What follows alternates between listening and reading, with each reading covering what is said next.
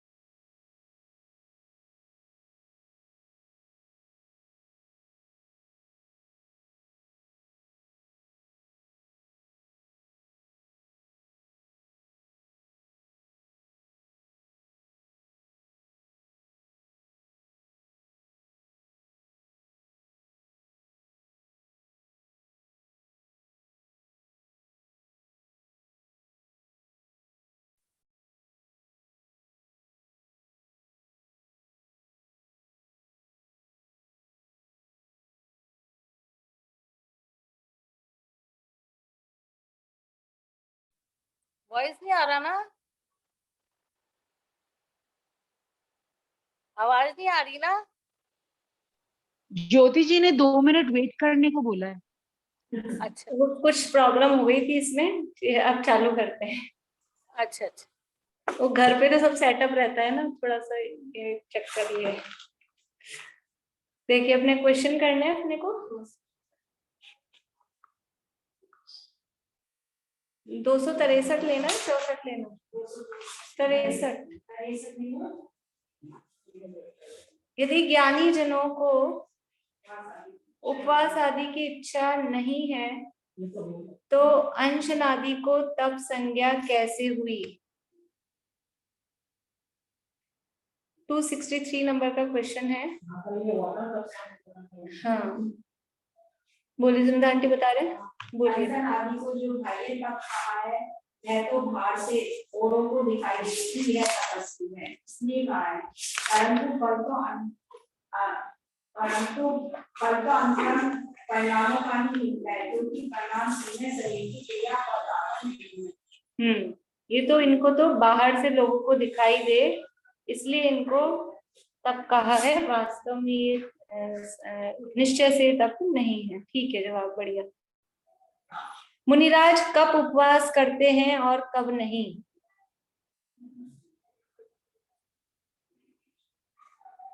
मुझे पूर्णिमा आंटी बोल रहे, पेज नंबर अपना चलेगा 231 पे। चलिए इधर से कौन बता रहे हैं? ज्योति जी बोलिए। दीदी ये ऊपर जो पहले भी बताया था ना, वही है। ज्ञानी जनों को उपवास आदि की इच्छा तो नहीं होती, परंतु शुद्धोपयोग की इच्छा है, इसलिए उपवास आदि करने से शुद्धोपयोग बढ़ता है, इसलिए उपवास करते हैं। यदि उपवास आदि से शरीर या परिणामों की शिथिलता के कारण शुद्धोपयोग को शिथिल होता जाने तो वहां आहार आदि ग्रहण करते हैं। यदि उपवास आदि आ रहे हैं, हाँ बोलिए। दीदी और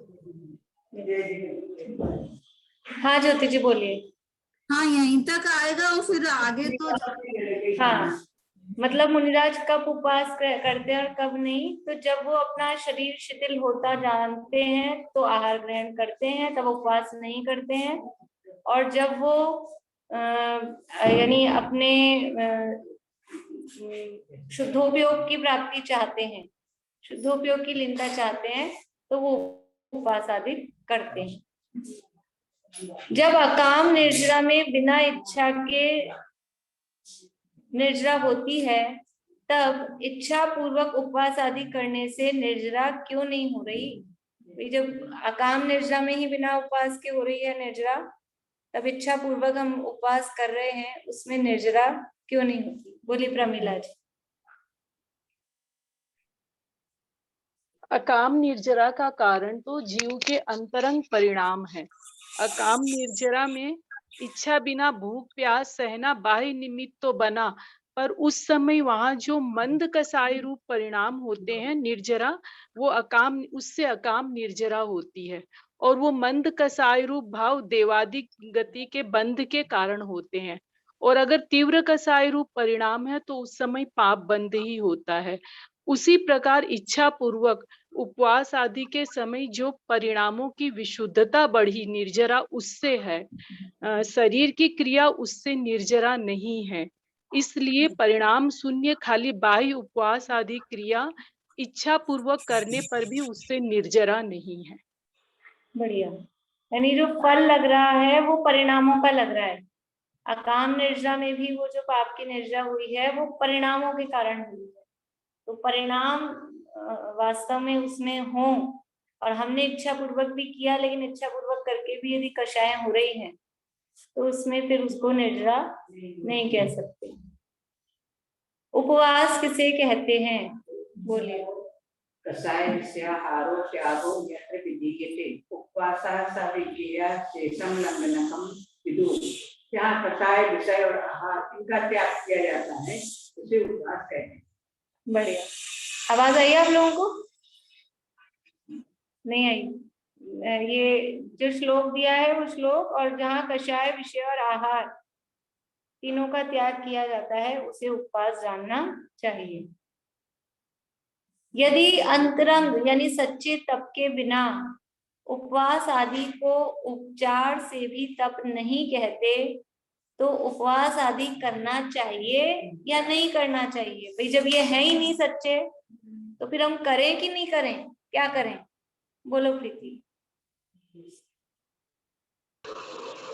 यदि हम मोक्ष मार्ग में ऊंचा चढ़ना चाहते हैं तो उपवास आदि हमें करने चाहिए, ना कि अपने मान के पोषण के लिए, क्योंकि उपवास करने से आहार आदि का राग तो हमारा छूटता ही है, चाहे उससे निर्जरा ना हो रही हो। धीरे धीरे अंतरंग परिणामों की शुद्धता पूर्वक जब हमें ये उपवास आदि की परिस्थितियां मिलेंगी, तब उनमें आकुलता भी नहीं होगी और शुद्धोपयोग रूप परिणति होने से निर्जरा ही होगी।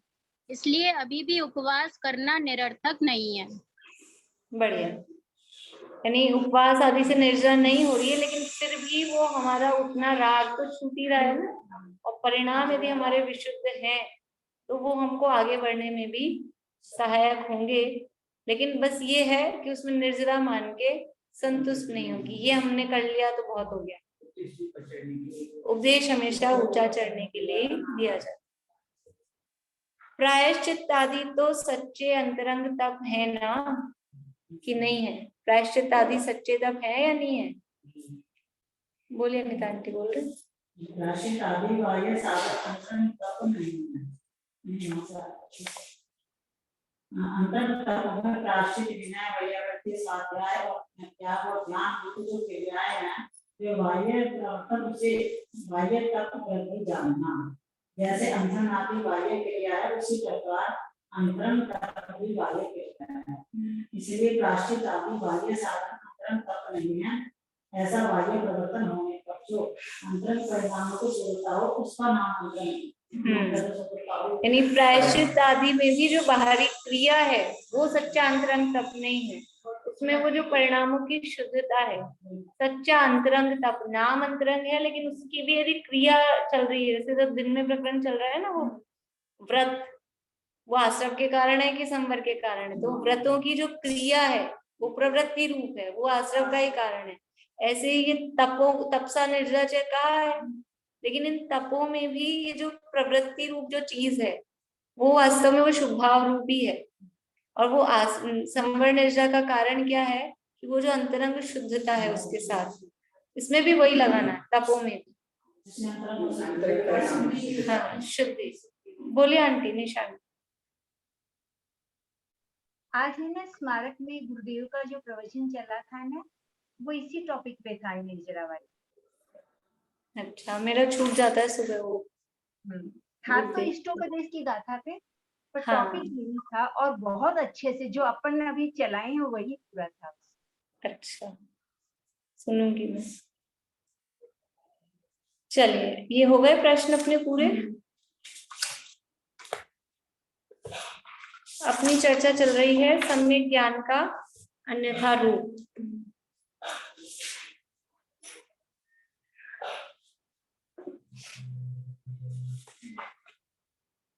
कल हमने देखा था सम्यक ज्ञान की विपरीत किस तरह से वो सम्यक ज्ञान का विपरीत स्वरूप मानता है, कि बस सम्यक ज्ञान किसको मान रहा है, सम्यक दर्शन किसको मान रहा है कि सच्चे देव शास्त्र गुरु को मानो, पूजो, 7 तत्वों को जान लो, और जानने को ही वो श्रद्धान, की बाहर का उनका स्वरूप जान लिया तो वो श्रद्धान। ऐसे सम्यक ज्ञान किसको मान रहा है?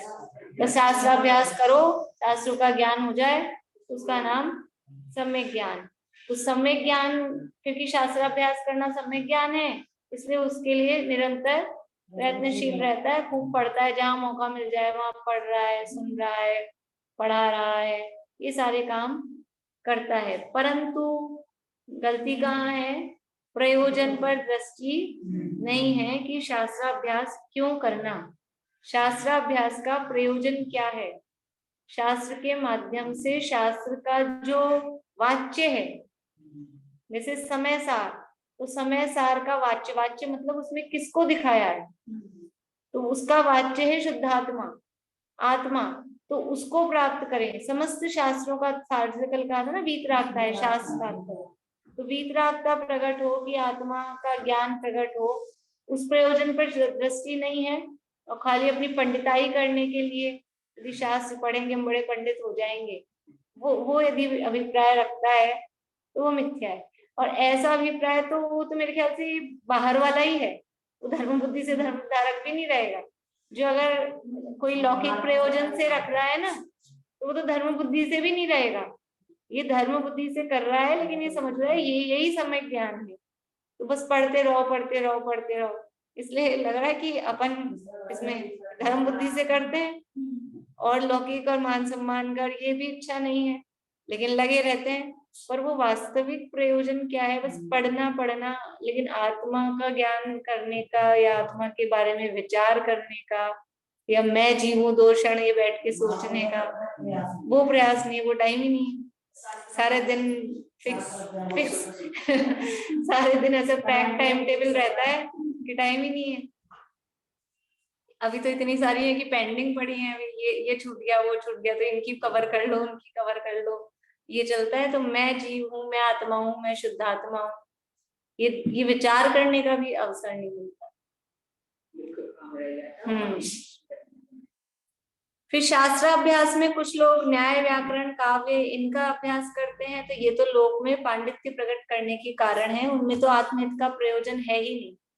देखो और भी जैसे अपन यहाँ स्वाध्याय कर रहे हैं, शास्त्राभ्यास कर रहे हैं, और भी जगह धार्मिक ये चलते हैं, लेकिन वहां पे भी वो क्यों कि पंडित बन जाएंगे, पंडित बन के आजीविका करने का प्रयोजन, पंडित बन के विधान वगैरह कराना है कि, और जो भी शादी ब्याह में भी पंडित आते हैं वो, और जो भी काम होते हैं, तो वो अपना ये आजीविका का प्रयोजन है, तो लौकिक प्रयोजन है।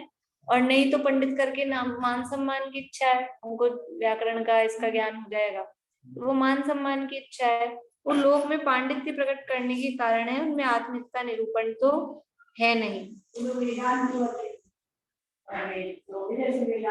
हाँ, वो अन्य मतों में भी इस तरह के पंडित होते हैं, और अपने में भी इस तरह के पंडित होते हैं, इस तरह के बनते हैं।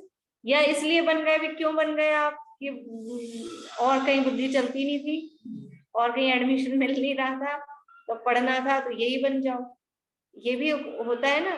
आत्महित के प्रयोजन से पढ़ाई करना वो एक अलग बात है, और खाली अपने लौकिक आजीविका हो, मान सम्मान हो, दूसरे कोई भी मैटर हो, यहाँ फ्री में खाना पीना रहना मिलता है, खर्चा नहीं लग रहा है, ये भी एक प्रयोजन हो सकता है ना। क्योंकि जो धार्मिक संस्थाएं होती हैं वो ज्यादातर इसी तरह से होती हैं, तो ये भी उद्देश्य हो सकता है। तो उसको वो लाभ भी नहीं मिलेगा, वो विशुद्धि नहीं होगी, बनेगी ना, जब तक विशुद्ध भावना से नहीं आया तो उसको वो लाभ भी नहीं मिलता उस जीव को। इसीलिए आप देखो कि मतलब कुछ ही होते हैं, हर अपन क्लास वाइज भी देखें तो सब वैसे नहीं होते हैं, कुछ ही होते हैं जिनको अपने कोई आत्मिक का विशेष प्रयोजन मतलब ये लगता है, वो उसमें गहरे उतर पाते हैं। जो गहरा उतरेगा वो प्राप्त करेगा, वो है ना एक उसमें, जिन खोजा तिन पाइया गहरे पानी बैठ, और मैं बौरी डूबन डरी रही किनारे बैठ, कबीरदास जी का दोहा है। जो समुद्र में गहरा उतरता है वो प्राप्त करता है रत्नों को, और वो ले मैं डूब जाऊंगा गहरा उतरूंगा तो वो बैठा रहेगा। तो जो इसमें भी डूबता है अध्यात्म में भी, वही प्राप्त कर सकता। देखिए तो यहाँ 235 पेज पे नीचे से पढ़ते हैं। यहाँ कोई कहे ऐसा है तो व्याकरण आदि का अभ्यास नहीं करना चाहिए। फिर भी व्याकरण आदि तो पंडिताई करने के लिए है, तो हम व्याकरण आदि का अभ्यास नहीं करें। तो कह रहे हैं कि उनके अभ्यास बिना महान ग्रंथों का अर्थ खुलता नहीं है, यानी उनका अभ्यास करने से बड़े ग्रंथों का विशेष अर्थ भाषित होता है, इसलिए उनका भी अभ्यास करना योग्य है। फिर प्रश्न है कि महान ग्रंथ ऐसे क्यों बनाए जिनका अर्थ व्याकरण आदि के बिना ना खुले? ये तो अपने लोगों का रहता ही है कि इतनी कठिन भाषा लिखी ही क्यों, जब तीर्थ यात्रा करने जाते हैं तो बोलते इतने ऊंचे चढ़ के तपस्या करने क्यों आए, हमसे नहीं चला जाता है। तो ऐसे बोलते हैं ये भगवान को और कोई जगह नहीं मिली थी, इतनी ऊपर जा जाके बैठे। तो ऐसे आचार्यों को और कोई सरल भाषा नहीं मिली थी, ऐसे कठिन कठिन भाषा में शास्त्र लिख दिए। अभी दिन में वो चलता है ना प्रवचन सार अभय जी का, प्राकृत भी चलती थी, संस्कृत भी चलती थी, हिंदी नहीं चलती थी। अभी तो हिंदी भी आउट ऑफ डेट हो गई है। अभी लोगों को 67 बोलो 68 बोलो तो समझ में नहीं आता है क्या बोल रहे हैं। ये तो इसमें ये तो काल का फर्क पड़ता है ना। अभी जिस काल में जो चल रही होती है वो उसी भाषा में लिखते हैं। टोडरमल जी के समय में वो ढूंढारी चलती थी, उन्होंने उसमें लिखा, हमको वो पढ़ा नहीं जाए। ये तो हिंदी अनुवाद हो गया, उसको भी हमको समझना पड़ रहा है, और वो उनकी ओरिजिनल पढ़ ले तो वो समझ में नहीं आती। भाव दीपिका, हाँ वो मोक्षा प्रकाशक, और भी जो ग्रंथ है, पहले भाव दीपिका है तो अभी विमला बहन जी ने अनुवाद किया है, नहीं तो ढूंढारी वाली पढ़ी हुई मैंने भी, ढूंढारी में थी। और हर बार यहाँ शिविर में एग्जाम होते थे और एग्जाम में इनाम में वो भाव दीपिका जरूर मिलती थी, ढूंढारी वाली और वो समझ में आती नहीं थी, ऐसा लगता था ये क्यों दे देते हैं, और ऐसा लगता था इनकी बिकती नहीं होगी तो ये इनाम में दे देते हैं, क्योंकि वो ढूंढारी वाली पढ़ी नहीं जाती ऐसा। हाँ, तो यह प्रश्न है, महान ग्रंथ ऐसे क्यों बनाए जिनका अर्थ व्याकरण आदि के बिना न खुले? भाषा द्वारा सुगम रूप हितोपदेश क्यों नहीं लिखा? उनके कुछ प्रयोजन तो था नहीं, उनको अपनी कोई वो तो दिखानी नहीं थी कि हम बड़ी अच्छी लैंग्वेज में लिख रहे हैं, तो वो सरल लिखते ना। ये प्रश्न किया है, देखिए समाधान। भाषा में भी प्राकृत संस्कृत आदि के ही शब्द हैं। भाषा में मतलब अपनी भाषा में, अपनी हिंदी भाषा में, सरल भाषा में, उसमें भी प्राकृत के संस्कृत के शब्द है। अपने को पता ही नहीं चलता है कि कौन से शब्द संस्कृत, अपने को अपनी भाषा में कौन से, तो इंग्लिश, अब इंग्लिश बोल रहे हैं तो ये इंग्लिश वर्ड भी तो इंग्लिश का है और वर्ड भी तो इंग्लिश का है। अंग्रेजी शब्द, अंग्रेजी बोलना इतना आसान नहीं लगता है। कितने शब्द हम काम में लेते हैं, लाइट बोलते हैं, फैन बोलते हैं, और भी जितनी भी चीजें अपन काम में लेते हैं, ये फ्रिज, टीवी, कूलर, ये सब इंग्लिश के शब्द है, वरना उनकी हिंदी बोलो तो टीवी के लिए क्या दूरदर्शन कौन बोलता है, और फ्रिज का तो नहीं पता मुझे, रेफ्रिजरेटर तो इंग्लिश का ही है, पर हिंदी में क्या बोलते हैं रेफ्रिजरेटर को वो किसी को भी नहीं पता हो, मालूम नहीं मुझे, किसी को पता है क्या बोलेंगे? ठंडी मशीन क्या बोलेंगे उसको तो वो हमारी भाषा में जैसे अभी इंग्लिश के मिले हुए हैं, ऐसे ही संस्कृत के भी शब्द हमारी भाषा में मिले हुए हैं, उर्दू के भी शब्द मिले हुए हैं, हमको मालूम नहीं चलता है। वो इतने फैमिलियर हो गए हैं कि हमको पता ही नहीं चलता है कि उर्दू है कि संस्कृत है कि प्राकृत है, ऐसा है। हाँ, तो भाषा में भी प्राकृत संस्कृत आदि के ही शब्द हैं, परंतु अपभ्रंश सहित हैं। जैसे घर जो शब्द है ना, घर, ये घर शब्द ग्रह से बना है, गृह जो संस्कृत में ग्रह बोलते हैं ना, उसी से बना है, लेकिन वो बिगड़ता बिगड़ता घर बन गया, वो अपभ्रंश हो गई। उसका रूप अगर बिगड़ जाता है तो उसको अपभ्रंश रूप में वो हो जाता है। तो बहुत सारे शब्द ऐसे बिगड़ते बिगड़ते हैं तो संस्कृत के ओरिजिनल रूप, लेकिन वो बिगड़ते बिगड़ते कुछ इस तरह के हो गए हैं। तो ये अपभ्रंश सहित है, तथा देश देश में भाषा अन्य अन्य प्रकार है। अब अलग अलग जगह भाषा अलग अलग प्रकार की, क्या करें? अभी यहाँ ये चल रही है, फिर थोड़ी सी यूपी साइड चल जाओ, एमपी साइड चल जाओ, भाषा बदल जाती है। कोई शब्दों के कुछ शब्द जो हम यूज में लेते हैं वो आप लोग कुछ और यूज में लेते हो, उसके लिए तो भाषा बदल जाती है। और इधर अपने साउथ में चले जाओ तो पूरी की पूरी ही बदल जाती है, बिल्कुल ही बदल जाती है।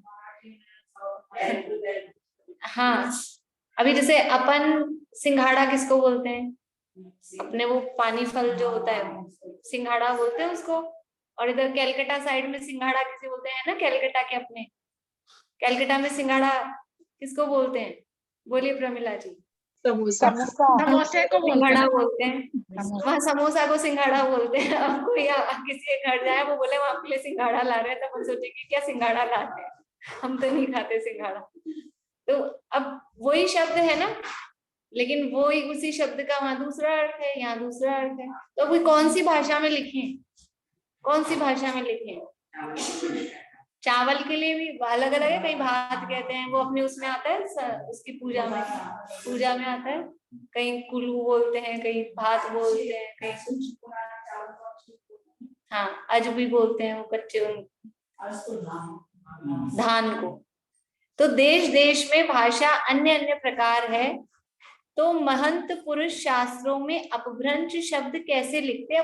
वो महान पुरुष है, और वो ऐसे अपनी बोलचाल की भाषा, अपन जैसी भाषा बोले, कोई बम्बैया और कोई ऐसी, तो उसमें ही लिख दें क्या? अब बम्बई वालों को बम्बैया भाषा सरल लगे, तूतकाढ़े की भाषा सरल लगे, तो बड़े लोग उसमें थोड़ी ना लिखेंगे। तो ये जो शब्द बिगड़ गए थे तो संस्कृत के ओरिजिनल, अब वो बिगड़ गए तो जो बड़े लोग हैं, जो पढ़े लिखे लोग हैं, वो ऐसी बिगड़ी हुई भाषा में थोड़ी ना लिखेंगे।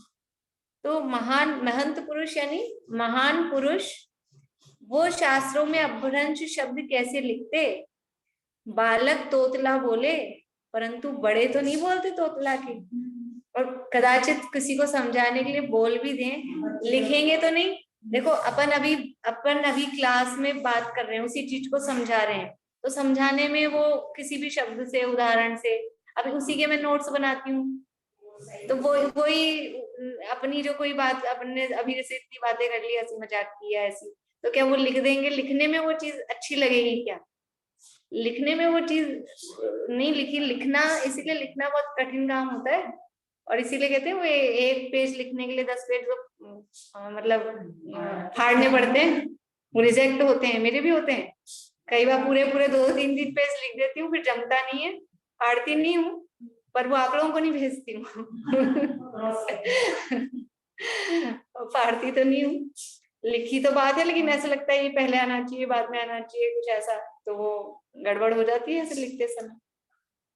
तो बालक तोतला बोले, परंतु बड़े तो नहीं बोलते, तथा एक देश की भाषा रूप शास्त्र दूसरे देश में जाए तो वहां उसका अर्थ कैसे भाषित होगा? भी भाषा, जिस भाषा में लिख दिया वो वहीं तक सीमित होके रह जाता है, अगर उस भाषा में लिख दिया। तो ये एक बड़े लोगों की एक भाषा संस्कृत, और प्राकृत पुरानी प्राचीन भाषा है, हाँ बोलचाल की भाषा है, और संस्कृत है वो विद्वानों की भाषा है, महंत पुरुषों की भाषा है। इसलिए प्राकृत, संस्कृत आदि शुद्ध शब्द रूप ग्रंथ रचे हैं। प्राकृत में तो इसलिए रचे हैं, कुंकुंद आचार्य को संस्कृत नहीं आती थी, ऐसा नहीं। इतने बड़े जब आचार्य थे, इतने ज्ञानी विद्वान, तो संस्कृत नहीं आती होगी या संस्कृत नहीं चलती होगी, ऐसा नहीं है। लेकिन वो उस समय की प्राकृत को बोलचाल की भाषा थी, इसलिए उन्होंने प्राकृत भाषा में लिखे। परंतु फिर क्या हुआ कि धीरे धीरे जो अन्य मती हुए ना, अन्य मतों ने उस प्राकृत भाषा, क्योंकि प्राकृत भाषा बोली जाती थी, यानी प्राकृत भाषा को ही अपने शास्त्र प्राकृत में उन्होंने लिखे, तो दादा बताते हैं ऐसा, दादा के प्रवचनों में ये है, सारी नॉलेज मिल जाती है दादा के प्रवचनों में। ये तो मिलती है, अध्यात्म का तो रहस्य खुलता ही है, लेकिन और भी तो बताते हैं कि जो कालिदास ने अपने नाटक लिखे, उसमें क्या किया कि जो अच्छे मतलब पढ़े लिखे लोग थे, स्टैंडर्ड के लोग थे, उनके डायलॉग तो रखे संस्कृत में, और जो हीन थे उनमें, जैसे नौकर चाकर हैं या इस तरह के लोग हैं, उनकी भाषा रखी प्राकृत, वो जैनों की वो बताने को, क्योंकि जैनों के शास्त्र प्राकृत के थे। तो जब ऐसा उन्होंने प्राकृत की हीनता दिखाकर अपने को हीन दिखाना चाहा, तो फिर आचार्य ने संस्कृत में लिखे कि हम कोई ऐसे हीन नहीं कि हमें प्राकृत संस्कृत नहीं आती है या क्या। तो फिर आप देखो आत्मख्याति में और भी जो शास्त्र है, अपन तो आत्मख्याति विशेष रूप से पढ़ते हैं, अदरवाइज जो पुराण भी है संस्कृत में लिखे हुए, वो उच्च कोटि के, उनमें अलंकार वगैरह, ऐसा नहीं है कि मतलब उनको नहीं आती थी उसमें भी, इसीलिए अलंकार वगैरह का इसका प्रयोग ये करते हैं शास्त्रों में, और फिर वो हमारे लिए कठिन हो जाती है, क्योंकि हमको न्याय व्याकरण का, छंद अलंकार का हमको ज्ञान नहीं।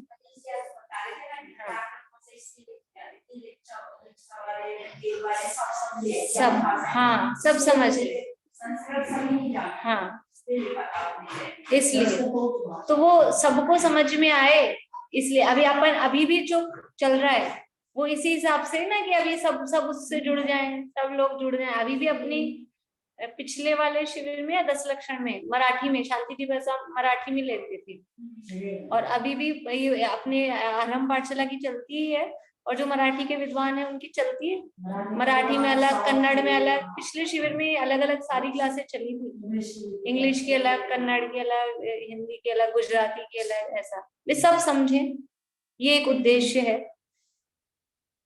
तो यहाँ कह रहे हैं इसलिए ये प्राकृत संस्कृत आदि शुद्ध शब्द रूप ग्रंथ रचे हैं।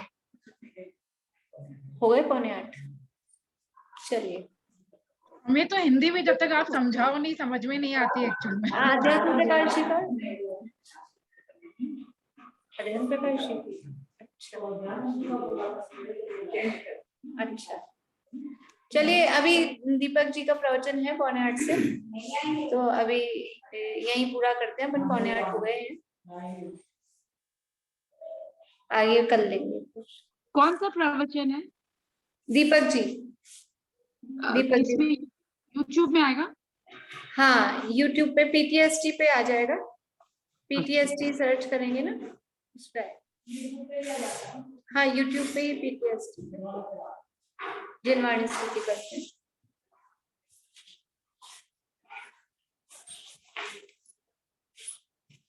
निज पद विहारी नरम नारी, धर्ममय धर्मात्मा, निज आत्मा को साध पाया, परम पद परमात्मा,